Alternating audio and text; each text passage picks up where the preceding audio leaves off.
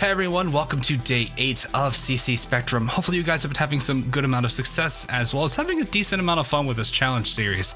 But another day, another challenge group. So let's go ahead and see what today's daily is all about. So today's daily is taking place at Pyrite Gorge. This is going to be an interesting day because we have buffed Crown Slayer, Wraiths, and they have ridiculous movement speed. They're going to be booking it today, so hopefully you're prepared for all of your slows or your just sheer amount of damage you're going to need in that small period of time you can work with. Anyway, our twists today are going to be interesting, and the first one is Buddy System, a duo that's already been used in this particular season, but we'll go ahead and briefly talk about it once more. Now, the general idea of Buddy System is that it's a tile restriction, in the sense that after you've deployed your first operator, you can only deploy the second and on operators based on the adjacent tiles of the operators that are already down. There are two particular tiers to this contract. The first one allows you to use any of the adjacent 8 tiles of another operator and deploy off of that, whereas the second one will force you to use any of the adjacent 4 tiles of another operator. Those 4 are the top, bottom, left, and rightmost tiles. Now, your first operator, as we mentioned, can be deployed anywhere, and after that you will then have to follow Buddy System. This will also apply if you do a full retreat, allowing you to place a new operator wherever you would like. Now, you can use operators such as fast redeploys to bridge from one area to another to reach a desired tile that you might want to be using. This can make fast redeploys extremely handy with how quickly they can come back. Another thing is that drones and summons don't follow this restriction. However, it is balanced in the sense that you cannot use them to bridge from one area to another.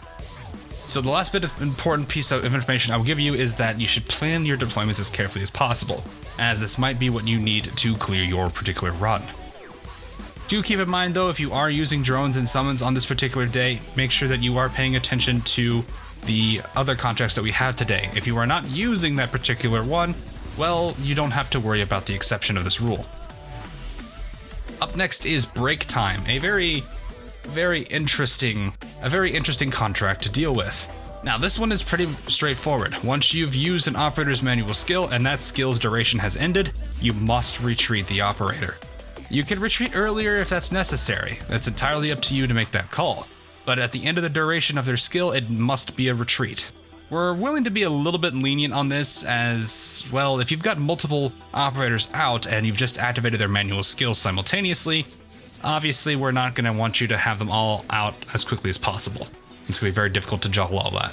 Now, for those that were asking earlier, auto-triggering skills and passives are perfectly fine to use, and you will never have to retreat an operator with them due to break time. They don't count. It's manual skill only.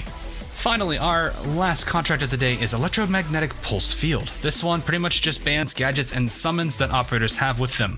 You're going to have to rely solely on the operators who clear the stage. This will also include the 2 stun generators on this map specifically as well. So plan your strategies accordingly based on this particular risk.